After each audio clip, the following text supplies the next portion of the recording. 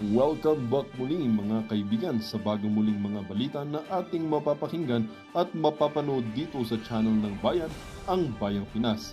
Dito, ating matutunghayan ang mga bagay na nangyayari sa ating bansa, partikular na umano sa loob na mismo ng gobyerno at lalong-lalo na dito sa kasalukuyang administrasyon. Ngunit bago ang lahat, kung bago ka pa lamang sa ating channel ay siguraduhin mong ikaw ay mag-subscribe, pindutin ang notification bell at syempre piliin na rin ang all upang lagi kang maging updated sa mga balitang bago, totoo at walang bias.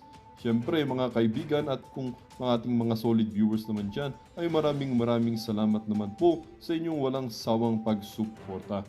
At huwag din pong kalimutang magpakita ng suporta sa ating channel sa pamamagitan ng pag-like at pag-share sa ating mga videos. At syempre mga kaibigan, kung meron ka naman pong hinaing at opinyon, ang ating comment section ay bukas para sa inyong mga opinyon at mga hinaing at kung ano po ang nais nyong sabihin sa ating mga gobyerno upang mabasa na ito. Heto na nga mga kaibigan, atin nang panoorin at pakinggan ang balitang ito.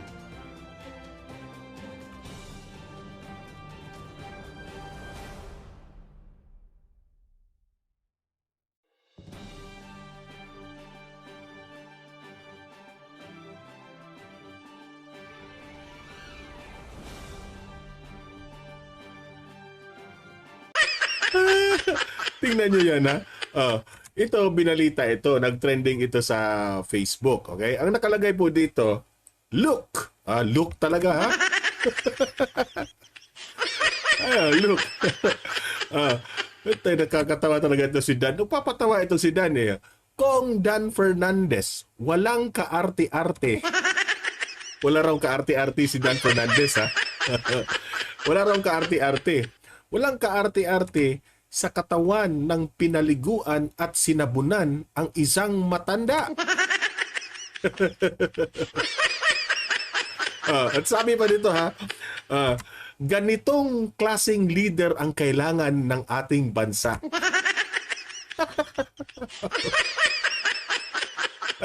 At meron pang clown, clown sign dyan, clown sign. Nagiging clown yung ginagawa ni Dan Fernandez. Alam mo, ako mag-comment ako dito, ha.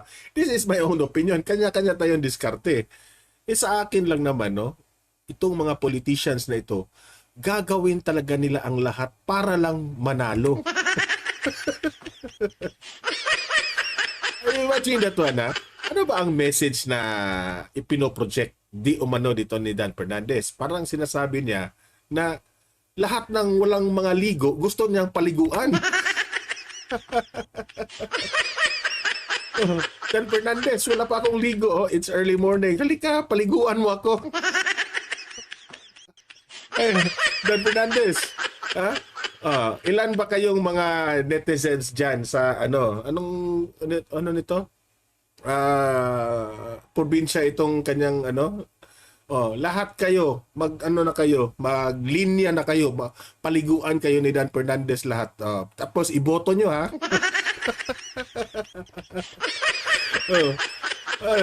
Tingnan nyo, talagang pati yung puwet niya, walang kaarte-arte raw. Di ba? Gagawin talaga nila ang lahat. Ako, ito lang yung masasabi ko sa inyo, taong bayan, ha? Huwag kayong magpadala dito sa mga ganitong diskarte ng mga government officials. Kasi po, it's very obvious sa aking pananaw, very plastic talaga. Imagine that one. Bakit? Sa totoo lang, bakit kailangan mong gawin yung ganyang bagay? Dahil ba tumatakbo ka? Di ba? Hindi, ang mga Duterte po, hindi po ganyan na paligo. Siguro, pati yung puwet at saka yung harap siguro, sinabunan niya. Kaya nga, ang maraming ang nagsasabi, mukhang si Dan Fernandez talaga ang makabreak sa record ni Marojas. Oy, Marojas, halaka, mabibreak na ang record mo ni Dan Fernandez. Ay, naku. Ayan, grabe. Ang sipag-sipag talaga ni Dan Fernandez. Pagkatapos niyan, magbisbis ka ng mga tanim dyan. Sabay picture. Ganun, Diba? Tingnan nyo, Ewan ko ha, yang matanda na yan, hindi naman siguro yan PWD. Kaya naman niyang maligong mag-isa. Di ba? Siguro, kaya naman niya siguro magsabon rin ng sarili niya. Pero talagang umepa lang talaga si Dan Fernandez para ipakita niya sa taong bayan na kaya niya yung paliguan lahat ng tao dyan. Ay, nako. Nung isang araw, di ba? Naglilinis siya doon, Tapos ito naman, pinaligyo. Ano kaya ang kasusunod nito? Ay, nako. Ako, ito lang ha, seryoso tayo. Careful kayo sa mga kandidato na ganyan, no? Kasi po, hindi po ibig sabihin na may ganitong ginagawa ang isang kandidato o kaya na niyang isolve ang mga problema nyo dyan sa lugar nyo, di ba? Kasi, ang pagbabasihan po natin sa isang leader, no, ay yung honest. Hindi ko naman sinabing hindi siya honest ha, pero kailangan ba talagang i-project ng magplastikan ka ng ganito para iboto ka ng taong bayan, di ba? So ang kailangan po natin, yung mga nakikita po yung kanilang ginagawa. Kung meron siyang itinayo, kung meron siyang programa na ginagawa na para sa mamamayan community. Okay? Hindi na kailangan na talagang sabunan mo yung puwet ng mga netizens nyo dyan para lang ipakita mo na ikaw ay hindi maarte, ganon, di ba? So, ako naiipalan ako sa ganyan. Okay? Dan Fernandez, pagkatapos mong hugasan yung puwet, tapos, isisimutin nyo yung kamay mo. Ayan talaga, so pinaliguan talaga. Good job, Dan Fernandez, good job. Good luck. Good luck na lang sa kung iboboto ka ng mga netizens mo ha. Yan, punta na tayo sa next topic natin. Nakakatawa itong si Dan Fernandez, early morning talaga, di ba? Ito ang pangalawang mga pag-usapan natin. Usap-usapan itong inauguration ni Donald Trump, okay? At congratulations Donald Trump sa successful ang inauguration. At balik presidente na po sa Amerika itong si Donald Trump as 47th US President. Okay? Ito po ang balita patungkol po dito. Okay, pasok. Opisyal nang nagbabalik si Donald Trump bilang Pangulo ng US. Nanumpa na si Trump bilang 47th US President. Sa kanyang pagbabalik sa White House, sinabi ni Trump na gusto niyang maalala siya ng tao bilang peacemaker at si Donald Trump raw, gusto niya na ang ma-project at maalala ng mga tao ang pagiging peacemaker. Okay? Peacemaker, meaning to say, ayaw niya makipaggirian sa ibang bansa. For example, itong China, itong Russia. Si Donald Trump po, kahit maanghang yan magsalita sa publiko, pero nakikita naman ng mga American citizens, mga Amerikano, na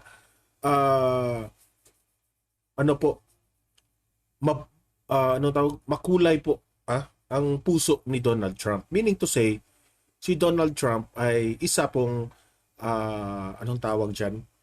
Yung bang ayaw niya ng gulo, kundi mas pinaiiral ni Donald Trump yung pagmamahal.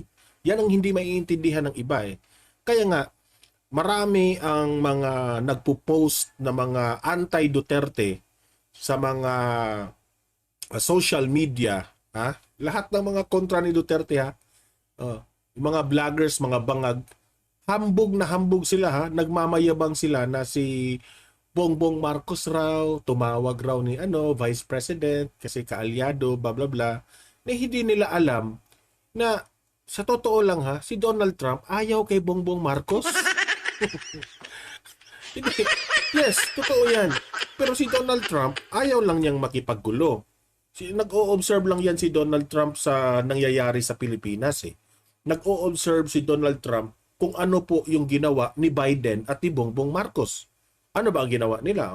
Nagtayo sila ng EDCA doon.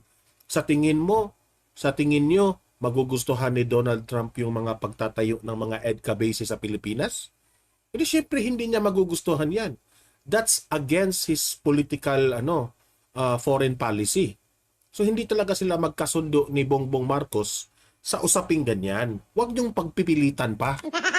Pinipilit niyo eh. Bakit niyo pinagpipilit, di ba? Sa totoo nga, si Donald Trump, mas gusto pa niya ang mga Duterte, si former President Duterte at si VP Sara, di ba? So, masakit 'yan para sa inyo. Sa totoo lang, masakit 'yan para sa inyo. Huwag niyong pagpipilitan pa, ha? Play. Unifier. Nangako si Trump na tatapusin niya ang anyay decline ng US. Pinuna rin ni Trump ang umano'y kakulangan. Para kasi itong si former President Duterte rin. Si Donald Trump nga, itong mga anti-Duterte dito sa Pilipinas, noong panahon na nag-e-election pa, binabatikos nila si Trump, di yan manalo si Trump, bla bla bla bla. Kasi alam nila na si Trump at si Duterte magkapareho ng foreign policy at mga prinsipyo. Galit din dito sila kay Trump. Ngayon na si Trump na ang nanalo, gusto na nilang kaibiganin si Trump. Ano tawag mo doon? Mga plastic talaga kayo, mga kasipsip ka talaga kayo, no? Gusto niyo ng maging kaalyado si Trump ngayon, itong BBM administration. Utot nyo. Utot nyo. Diba? Alam nyo, si Trump nga marami siyang pinagdaanan bago siya untik na nga siyang magurgor, di ba? So diyan mo talaga makikita na si Trump walang halong kaplastikan. Kung ano ang lumabas sa kanyang bibig, kung nasaktan kayo, yun na yun, di ba? Yun na yun. So, wag niyong pagpilitan, okay? Sa border security at pagpasok ng anyay dangerous criminals at ang kabiguan ng gobyerno na protektahan ang mga Amerikano. Kaya naman, balak daw ni Trump na magdeklara agad ng national emergency sa US border. The golden age of America begins right now.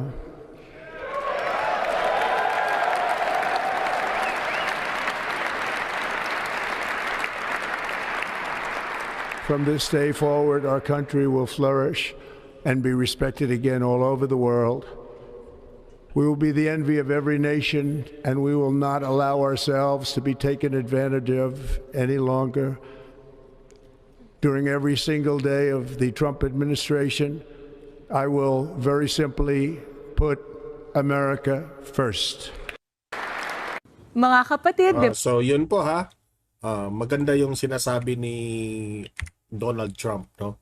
So sana naman dito sa Pilipinas, wag niyong pagpipilitan na ipagpatuloy ng Amerika yung mga ginagawa dyan sa EDCA. Ako sa totoo lang, it's better na kaibiganin natin lahat ng mga bansa natin.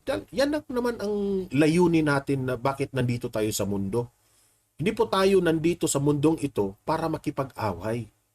Imagine how many billions of peso is wasted dyan sa EDCA na yan, sa paglaban dyan sa kung yan po ay ginagamit sa mga mahihirap nating kababayan. Di ba? Kung makipag-usap tayo ng yung kalma tayo sa sa China, no? Ano ba? Magkasundo tayo sa isang bagay ba? No, ito yung gagawin natin. Inaangkin nila yung lugar na yan, inaangkin rin natin. Alam ko, sa tingin ng bawat isang Pilipino, atin yan. Sa kanila rin, yun ang paningin rin nila. Di ba? Kahit nanalo tayo dyan sa kung anong, pero kailangan diyang dadaan yan sa isang malaking bakbakan kung yan ang masolve. Ang tanong dyan, kaya ba natin? Yan ang lagi kong sinasabi. Hindi natin kaya. Pulbos tayo dito sa Pilipinas. Kung sasabihin nyo na tulungan tayo sa Amerika, now na si President Trump ang hindi papayag si Donald Trump dyan. Sa tingin ko wag lang tayong ibuli ng ibang bansa kasi magagalit si Trump dyan kasi kaalyado. Pero kung tayo yung Pilipinas magpipilita nating makipagbakbakan kay China, parang a-advise si Trump na wag, it's not the right time, it's not the proper solution, kasi po meron pa pong mas maganda na solusyon na hindi po madadamay ang mga inosenteng mga bata, mga ano. Kasi po, sa totoo lang, ang isang bakbakan po o digmaan, kawawa ang mga bata eh. Sila yung, actually yung trauma ng mga kabataan, grabe. Kayong mga mga dilawan, piklawan, itong mga loyalista na ito, itong mga dilawista, ang iniisip nyo kasi yung sarili nyo lang, pagiging selfish ninyo. Hindi nyo inisip ang ibang mga buhay. Like for example, itong sahanay ng mga bata. Kayo daw, bata pa kayo, maka-experience kayo ng bakbakan, digmaan. Diba? Hindi nyo alam kung ano ang idinudulot na trauma sa mga bata na ito. Diba? So kaya ako tuwang-tuwa at we congratulate Donald Trump na siya na yung naging presidente dahil po kung ano man ang mga plano ng Biden administration at itong Marcos administration dati, siyempre, kakalma itong mga sitwasyon na ito ngayon. Okay? So, ayan, punta na tayo sa ating usaping patungkol dito sa umiinit nga itong si Barbers, si Congressman Acop, Congressman Suarez at itong si Congressman Adjong patungkol dito kay Grijaldo. Every time, sasabihin ni Grijaldo na I invoke my rights against self-incrimination. E di syempre naman, may layunin rin naman itong si Grijaldo. Siguro utos rin ng kanyang mga nag-a-advise sa kanya kung meron na siyang lawyer. Pero I think wala siyang lawyer eh. Hindi siya binigyan ng abogado eh. Pero ang tingin ko dito, umiiwas si Grijaldo na tinatago niya ang kanyang baraha o kanyang cards niya. Kasi ayaw niyang magsalita. Kasi at the end of the day, kung sasabihin niya ang opinion niya dyan sa mga tanong ng mga itong mga mainit na ulo ng mga kongresista, wala rin namang mangyari eh. Gigipitin at gigipitin rin naman siya. Diba? Heto yung video ipapakita ko sa inyo. Pasok! Mr. Chairman, I just want to ask for clarification.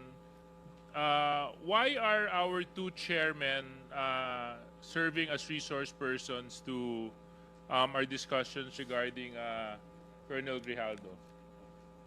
Is it because a certain incident happened? The both Chairman Abante and Chairman Dan Fernandez voluntarily volunteers to be a resource person with regards to the incident that happens allegedly as a Hearing. To tell truth, but nothing but the truth. So help me God. Correct. Sinabi niyo po doon na hindi po kayo magsisinungaling at pawang katotohanan lamang po ang ibabahagi po ninyo doon sa hearing. Yes, Your Honor. Naalala Sa totoo lang, binasa ko yung mga comments, no? Kahit anong istasyon mo yan, mapa ABS-CBN, GMA, News 5, etc. Kasi kino-cover ito lahat ng mainstream media. Eh. So akala ko merong maging mainit yung ulo kay sa ABS man, lahat ng mainstream media sa ilalim, sa comment section, lahat si Grijaldo po, hinahangaan ang ginawa ni Grijaldo. alam niyo po ba ang sinumpaang salaysay na binasa ninyo doon sa hearing na yon? Yes, Your Honor. I will stand by my statement in the Senate under oath, Your Honor. And I would like to invoke my right for self-incrimination, Your Honor. Okay. Ayan na. Although that right Nagalit is na. not absolute, Colonel Grijaldo, insofar as those statements were said under oath and minutes of the Senate are public documents. In fact, ang dami pong nakapanood nun. So, we will take your statement as what it is. Yes, Your Honor. Mamaya after dito sa video na ito, ipapakita ko yung CCTV na sapol si Abante at itong si Dan Fernandez. Okay. Ngayon, ang nakakabahala po doon sa bahagi po ninyo, Colonel Grijaldo, ay naibahagi po ninyo doon sa statement ninyo na meron pong 2 miyembro ng mababang kapulungan ay di umano ay inudyok ka, kinausap ka, which is si Dan Fernandez at si Abante. at para pang tinatakot ka. Kasi itong hearing na ito, patungkol po ito sa nangyaring usapan sa backdoor kay Grijaldo, ha? Na magsabi ng mga bagay tungkol sa issue ng EJK sa Pilipinas. Tama po ba yun? Your Honor, I would like to stand by my statement in the Senate under oath, Your Honor, and I would like to invoke my right for self-incrimination, Your Honor. Okay, but you have already... Dito na sila nagsimula na parang uminit sila dito sa mga sagot ni Grijaldo. Forward natin, ha. Ito yung part na nagalit na si Congressman Adjo dito. Okay, The Senate I would under oath, Your Honor, and I invoke my right for self-incrimination, Your Honor. Point of order, Mr. Chairman. Point of order. Point of order na yung isa. I don't see any reason why nagalit na. our guest, it keeps on invoking his right against self-incrimination when Deputy Speaker J.J. Suarez was not asking him anything incriminating. He was just merely reading a portion of his affidavit. So I don't like, Mr. Chair, that this committee, that our He don't like raw. resource person may impress upon the public that we are here to corner him and to incriminate him. Please, tigilan mo yan. Hindi naman, Mr. Chair, Tigilan mo yan.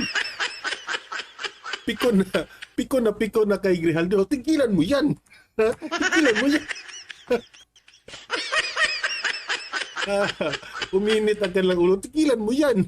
it's not right to invoking self-incrimination when in fact DSJJ is not asking you any questions but merely reading his affidavit. Huwag kang umiyak. Huwag kang umiyak. Relax. Relax lang. Baka naman ng message na pinapakita, Mr. Chairman, sa publiko, inaanggulo natin siya dito. I'm sorry, Mr. Chair, but I have to manifest this.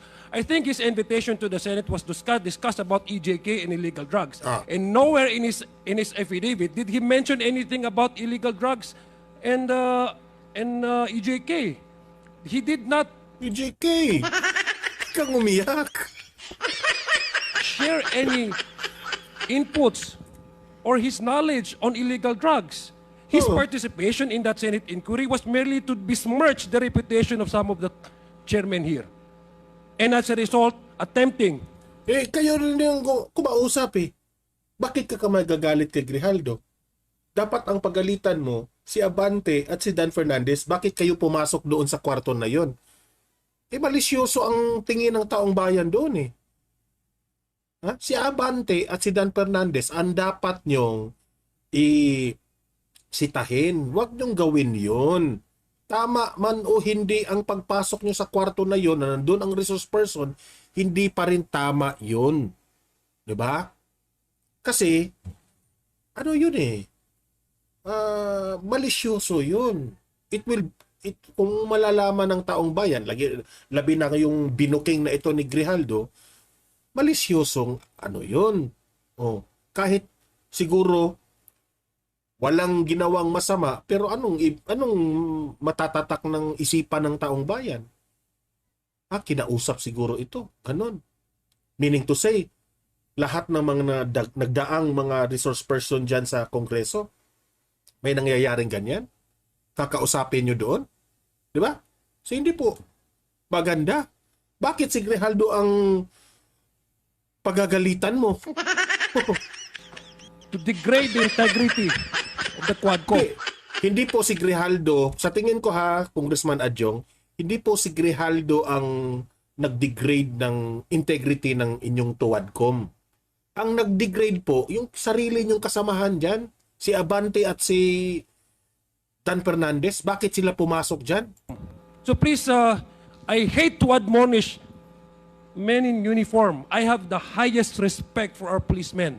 But please, Colonel Grijaldo, Stop invoking your right against self-incrimination. Nobody's asking you any incriminating questions here. Mr. Chair. And Mr. Chairman, along the line of Congressman Adjong, Nagagalit talaga si Adjong. Dinidibdib niya.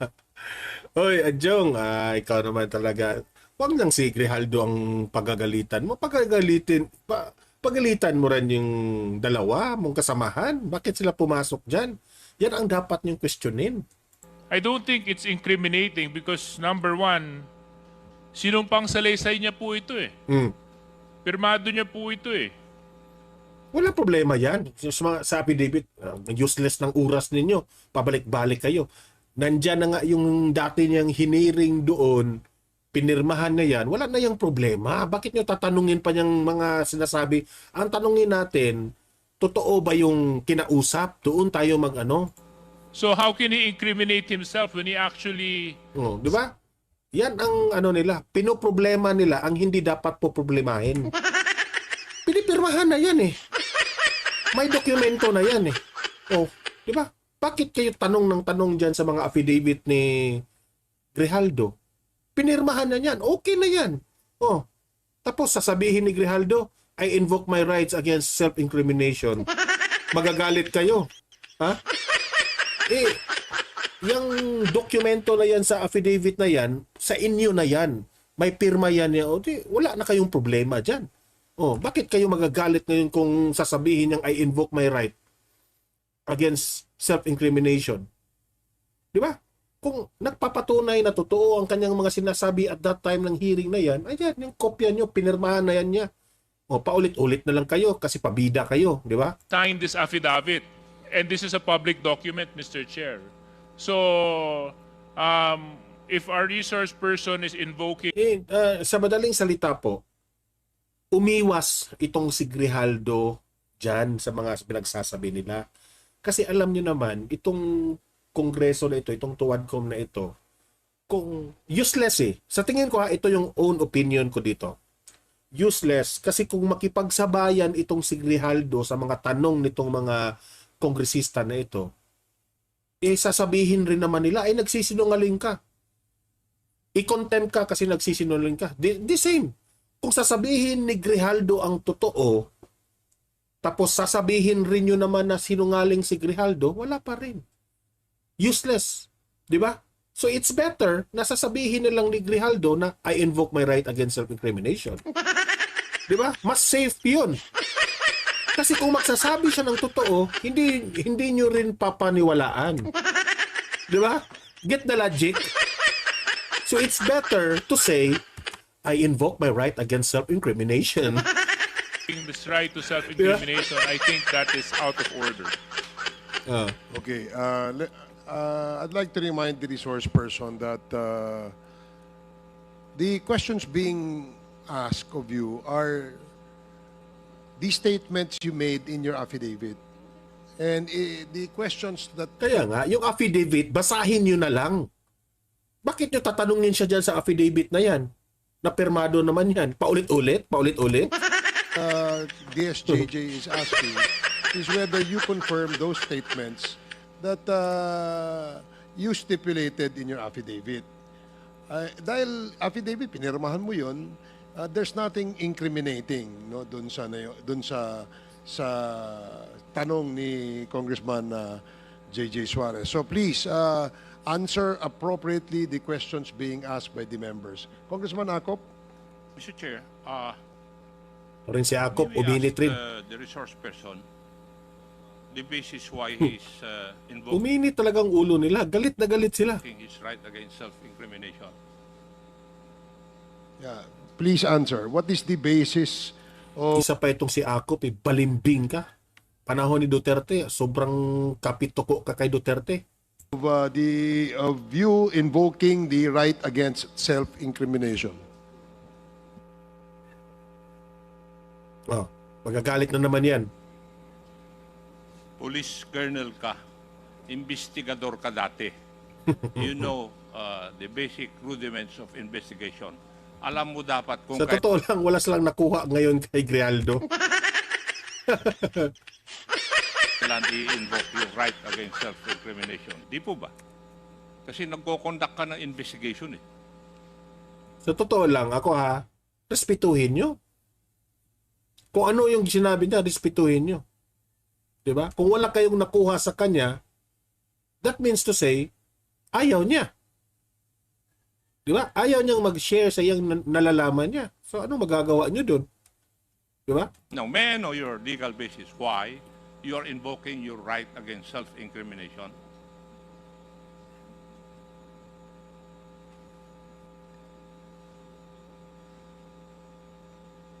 Mr. Chair, if he cannot provide any basis, I think I agree with the Honorable Adjong that he should not invoke that right.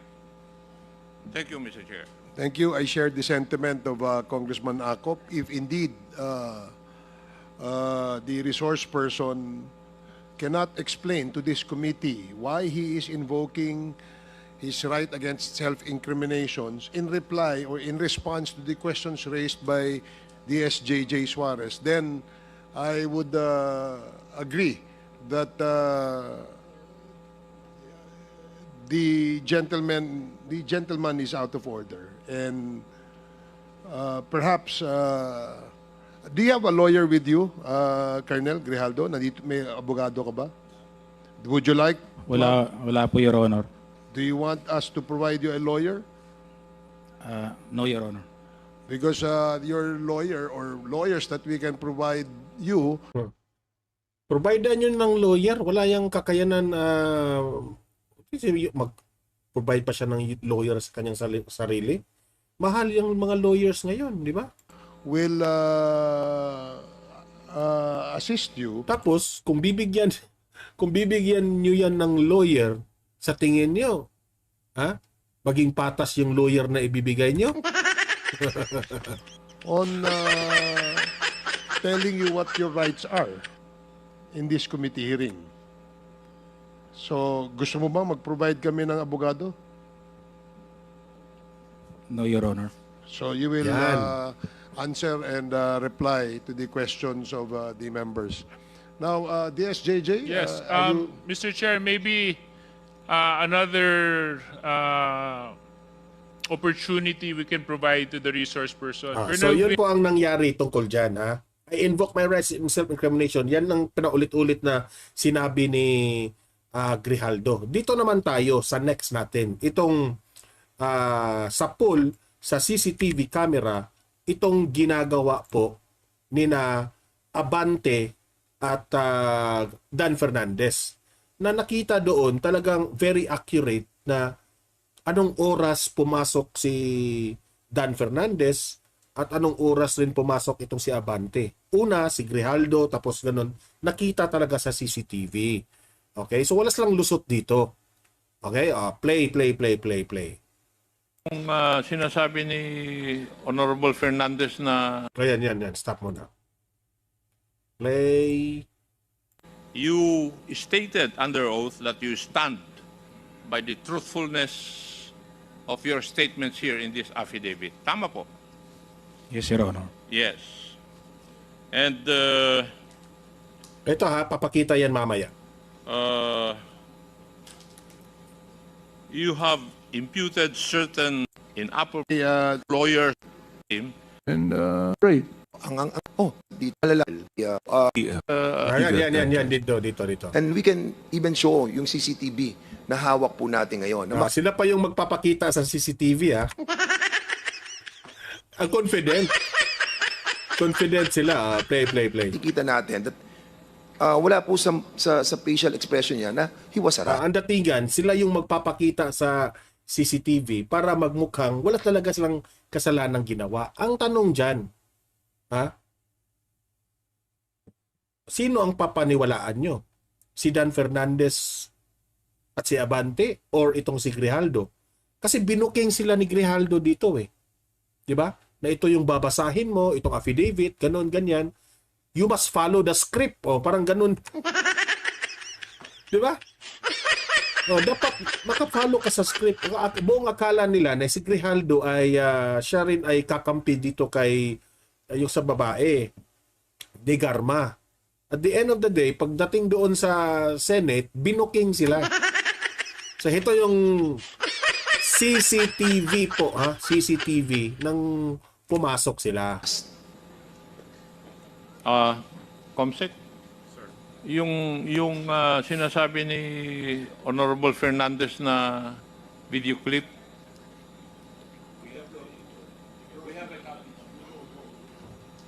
Comsec floor. Pakita nyo na. You have a video. Ayan. yan. Colonel Grijaldo enters the home. Si Grijaldo, pumasok si Grijaldo at 7:17 p.m. ng gabi sa kwarto na yan. Okay? Klarong-klaro. Holding room. At 7:59 p.m., Attorney Emericio Kilang 7:17 p.m. pumasok rin yung isa nilang enters. At 7:18 7:18 11 p.m., Attorney Rotsiv Comigat yung mga attorney pumasok. enters. At 7:19 p.m., 7:19 7:19 Congressman Dan Fernandez enters. Sakto. Tama, 7:19 pumasok si Dan Fernandez. Gets niya? 7:17 pumasok si Grijaldo. 2 minutes lang ang pagitan, pumasok si Dan Fernandez. At 7:20 1 minute lang ang pagitan ni na Dan Fernandez at ni Abante, pumasok 7:20 itong si Abante. 35 p.m., Congressman Benny Abante enters. At 7:35 p.m., After 15 minutes, 15 up, lumabas na. So anong ginagawa nyo doon for 15 minutes? Or 20 minutes? Yan ang malaking tanong. Ulitin natin, ha? Ulitin natin.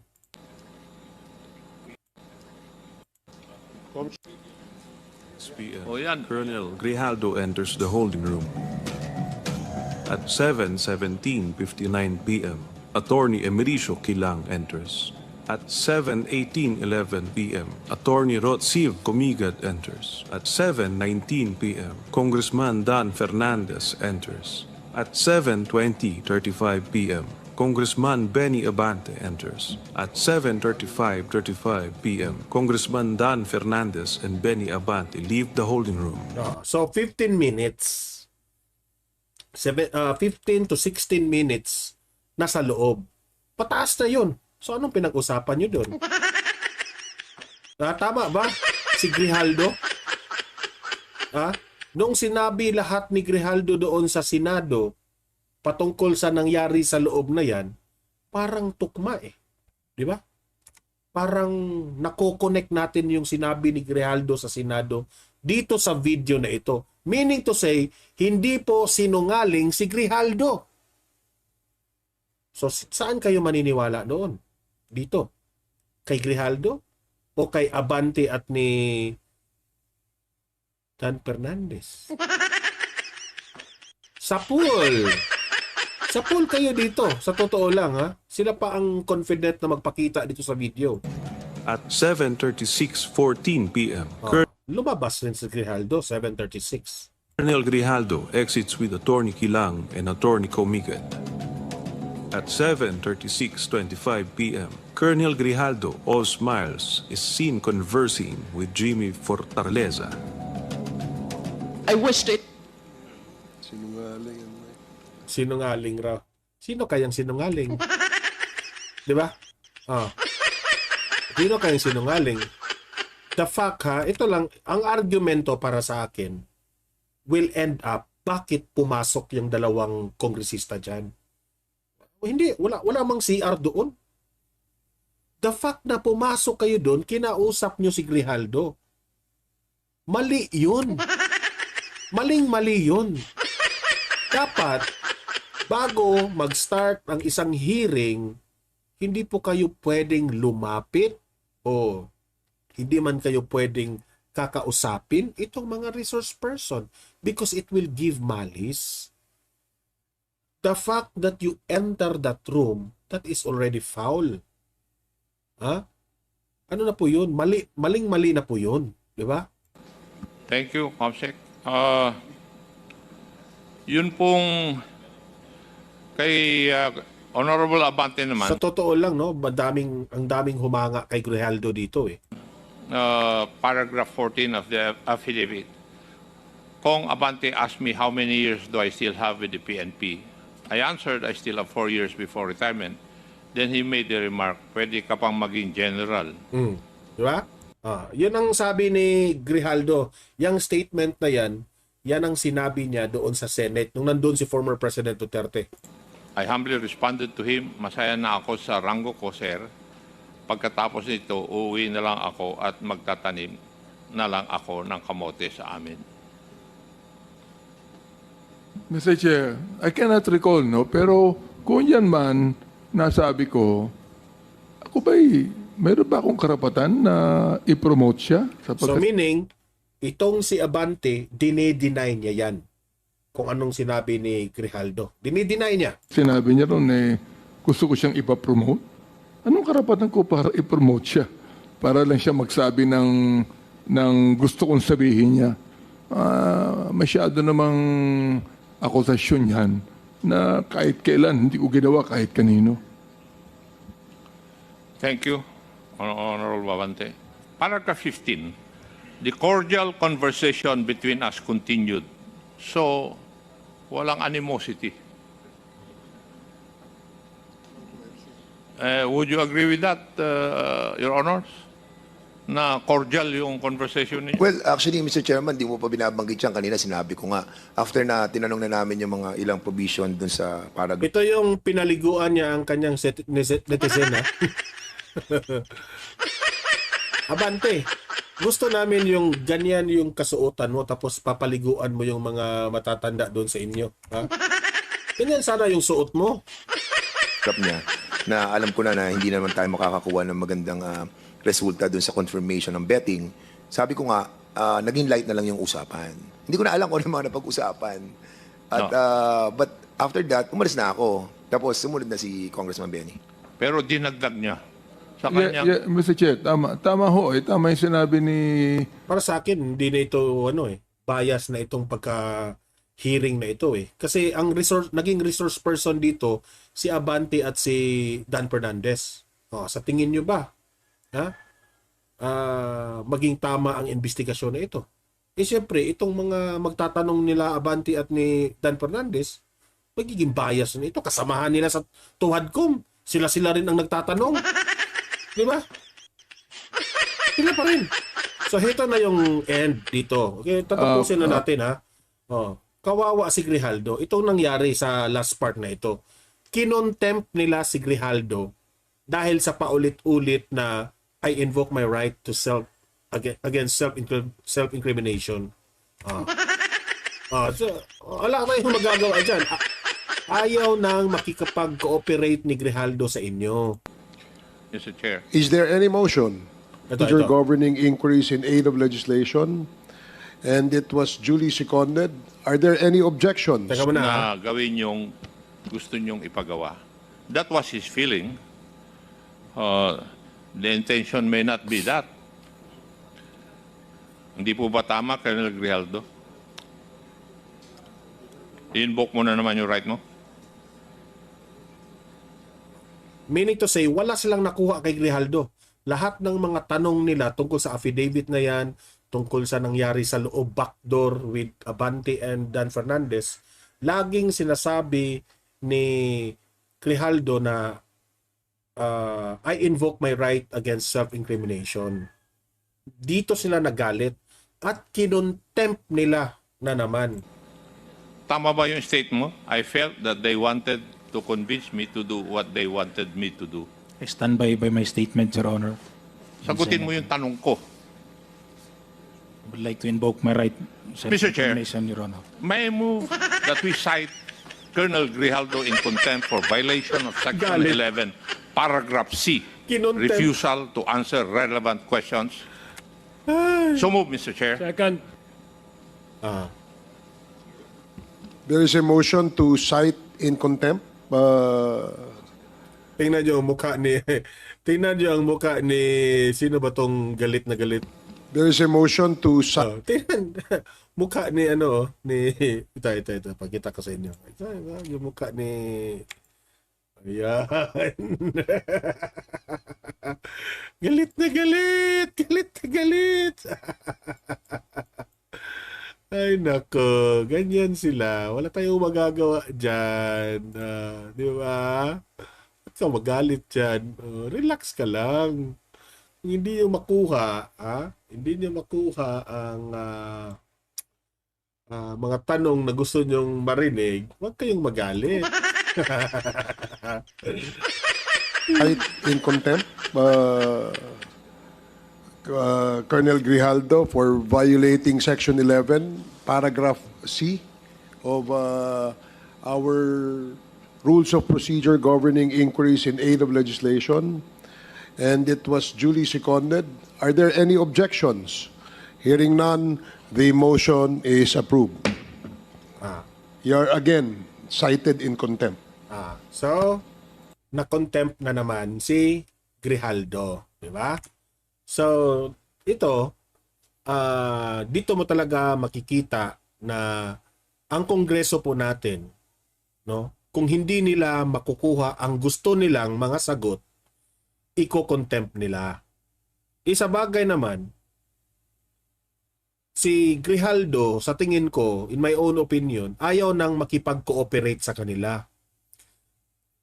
Duda ako dito kay Grijaldo, ayaw na niyang makipag-cooperate dito kasi anuman ang magiging resulta ng kanilang, kung siya po ay magko-cooperate, wala rin namang mangyari eh. Hindi siya papaniwalaan sa kanyang mga statement dyan. So it's better na wala silang makuha na impormasyon dyan kay Grijaldo. Laging sinasabi ni Grijaldo, I invoke my right against self-incrimination. Bahala na sila kung i-contempt nila kasi at the end of the day, kung magsasabi man siya ng totoo, kung anong sasabihin niya, posible pa rin siyang ma-cite in contempt. So it's better na wala silang makuhang informasyon at ma-contempt siya. The same naman rin, di ba? Argue ka ng argue dyan. May makukuha ka ng may kasi gigipitin si Grijaldo, di ba? Ipamumukha nila sa mainstream media na nagsisinungaling si Grijaldo, di ba? Yun na naman talaga ang layunin nila na manalo ang side ni na Abante at ni Dan Fernandez. Siyempre, kakampihan lang yan nila. Di ba? Ano ba tayo? Naglalaro ba tayo dito? Di siyempre, kakampihan nila si Dan Fernandez at si Abante. So, sa tingin ko, ginawa ito ni Grijaldo para wala silang makuha talaga galing sa kanya. Kasi either both ways of the situation, si Grijaldo po ay makokontempt pa rin. Di ba? Di ba? So, sabi ko sa inyo, wala. Wala silang nakukuha. Talo pa rin sila dito. Kaya nga, ang dami pong humahanga dito sa ginawa ni Grijaldo. Diba? So, yun lang po ang ating balita ngayon. No? Sana naman naiintindihan nyo ang mga pangyayari doon sa loob ng